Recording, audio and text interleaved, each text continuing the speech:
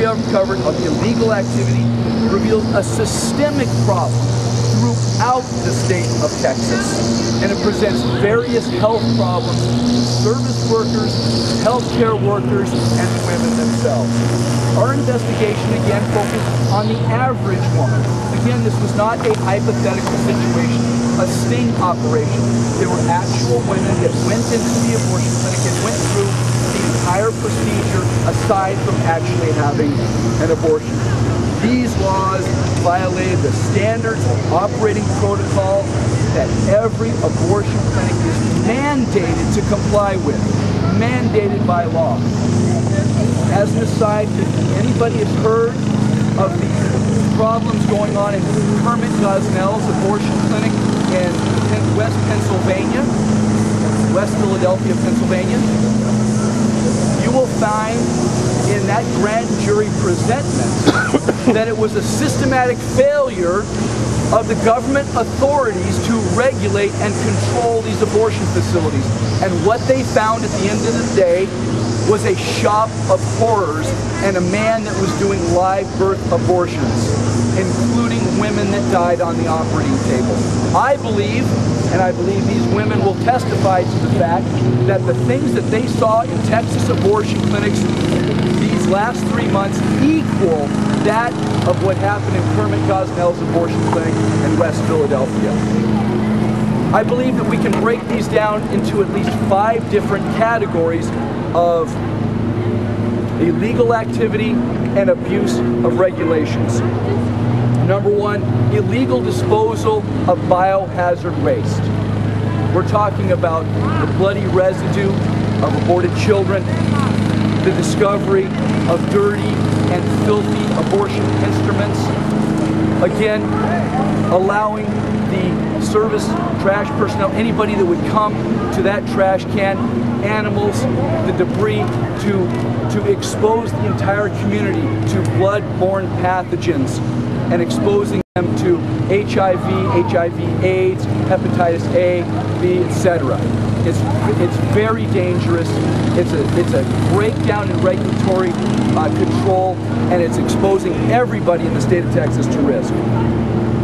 Number 2, serious drug violations. Not only did we find empty bottles of controlled substance, we found near full bottles of controlled substance in the trash cans, and empty blank prescription slips, a drug user's dream. If this hasn't been abused already, I would be greatly surprised.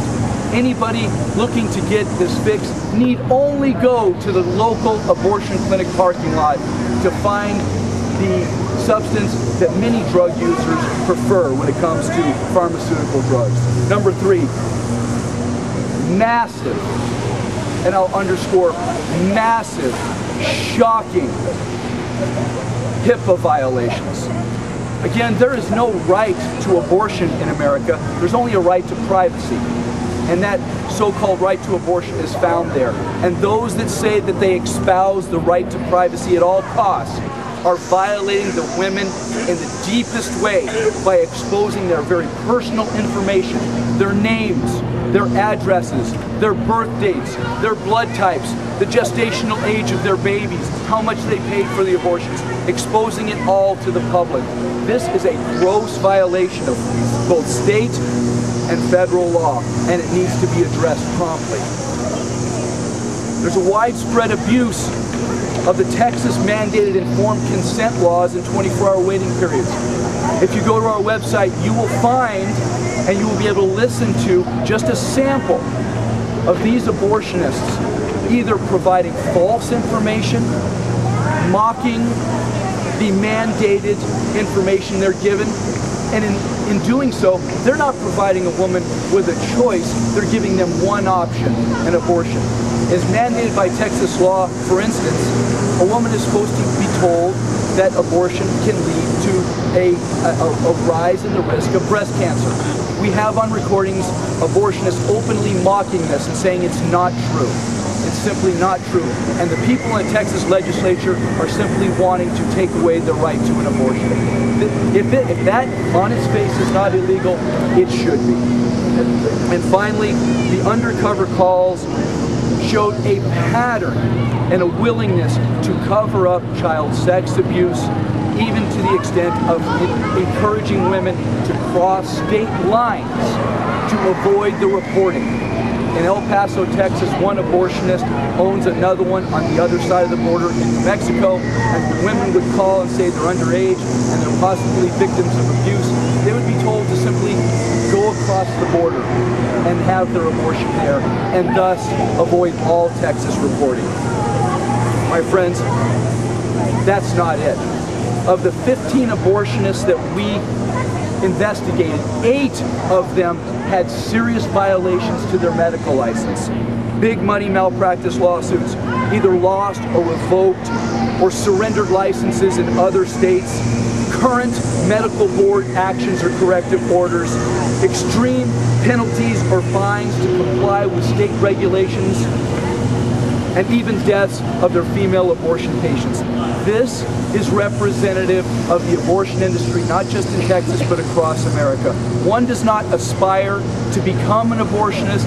By and large, they sink to the level of an abortionist because these people cannot do anything else. Friends, this is all outlined in this investigative report.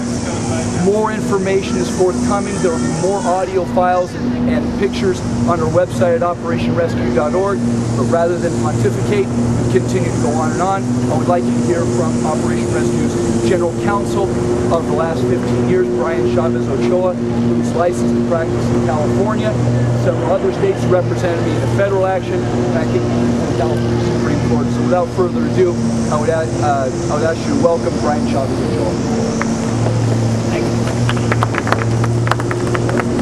I don't know how many of you have this report, and I would caution you before you look at these pictures that when I looked at them, they sickened me. And I don't come from a background of never having seen pictures of this nature. Prior to practicing law, I was a firefighter. In fact, I was retired as a fire chief. I've seen horrific scenes before. These pictures sickened me, and quite frankly, I can't believe that these clinics are exposing the community to this type of incident, this type of biohazardous waste. As Troy mentioned, with this type of biohazardous waste, your community is exposed to HIV, to hepatitis, and other bloodborne pathogens. There are specific and regulated laws, both with the state of Texas and with the federal government, that speaks to how this waste is to be disposed of. These abortion clinics are absolutely disregarding those laws. With respect to the HIPAA violations, patient files, the privacy of a patient is truly at the crux of our privacy issue. Women, men for that matter, in other settings, but women in an abortion setting do not want their information to become public, their name and other identifying factors. And yet, without regard for anybody's privacy, these clinics were discarding patient files, and they were discarding them with these women's names and other identifying information with them in the dumpsters, along with the biomedical waste, along with the pharmaceuticals. The pharmaceuticals are controlled. In order to be in possession of these pharmaceutical drugs, you have to have a license. And yet, they made them available to the public at large. They exposed those that go through the dumpsters looking for food or for any type of aluminum cans.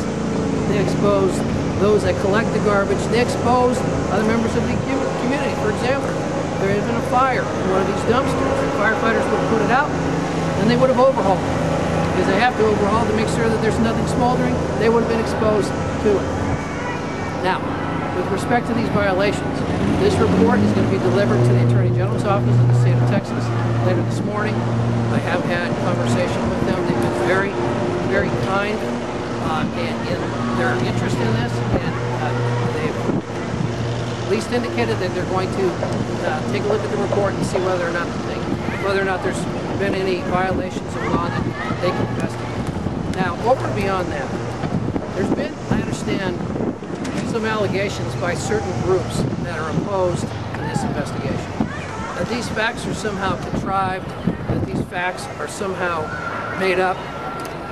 that they're not factual or otherwise, that the items, the evidence that was seized impermissibly. I'd like to address that. Those allegations are factually incorrect. And I'd like to issue a challenge today to those groups that if they think they have the evidence that this information is contrived, or that this information is made up, or that these evidentiary items were seized in impermissible ways, I suggest let's go to court and challenge it in a court of law, before a judge, before a jury, and let's determine what these facts really are. I would look forward to that challenge, and I issue that today to those groups that suggest that this report is contrived. Let's go to court, let's put all the facts in front of a jury, in front of a judge, and let's see what the final decision is. And I am certain at the conclusion of that the judge and the jury will find that this report is exactly what it purports to be, that of impermissible and in violation of state and federal law, dumping of patient files, dumping of biohazardous material, and dumping of pharmaceuticals, and exposing the community at large, as well as these women, to horrific possibilities. Thank you. Thank you, Brian. In case you're wondering, that is an absolute yes. Operation Rescue is doubling down on this report. And if you belong to one of these abortion clinics and you want to sue us, you can deliver service to Brian Chavez Ochoa in Valley Springs, California. At this time, I want to introduce Karen Myers, who is one of our chief lead investigators on this. And well, you can hear from her. Thank you, ladies and gentlemen. I'd just like to make a couple short remarks. As I was involved in this investigation, working with a team of women and men who are just like you, just like your brother, just like your son, just like your daughter, or your sister, from all ethnicities, multiple ethnicities, minorities, as well as underage situations.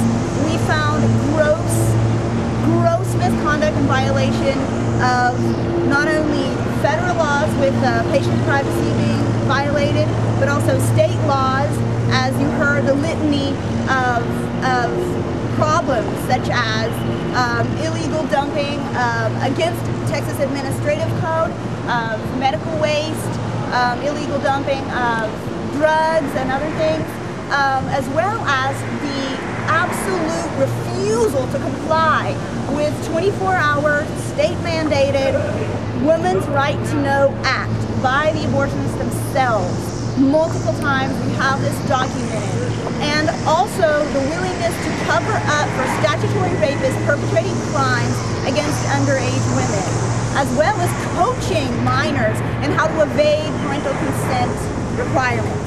These are things that are being done routinely by one of the chains in Texas that purports to be the best of the best. And if this is what the quote-unquote best of the best is doing, what is everyone else doing? Also, there are local violations, such as building code violations and stuff that subject patients to things, insufficient lighting for procedures and waiting rooms, bloody bathrooms, only one bathroom common area for men and women in these medical facilities. These are things that just on their face, just the evidence that we already have, I believe we have enough evidence, if this is prosecuted, to shut these clinics down and to put these abortionists behind bars as well as their staff members. And just as our attorney said, we welcome any kind of legal challenge. This is true and we'll stand by it. Thank you. Thank you, Karen.